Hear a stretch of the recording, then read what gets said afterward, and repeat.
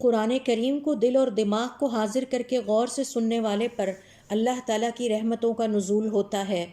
سورۃ الاعراف کی آیت نمبر 204 میں اللہ رب العزت کا ارشاد ہے وَإِذَا قُرِئَ الْقُرْآنُ فَاسْتَمِعُوا لَهُ وَأَنصِتُوا لَعَلَّكُمْ تُرْحَمُونَ، اور جب تم پر قرآن کریم پڑھا جائے یا اس کی تلاوت کی جائے تو اس کو خوب غور سے سنو اور اس پر غور و فکر کرو تاکہ تم پر اللہ تعالیٰ کی رحمت نازل ہو۔ اسی طرح استغفار کرنے والے پر بھی اللہ تعالیٰ کی رحمت نازل ہوتی ہے۔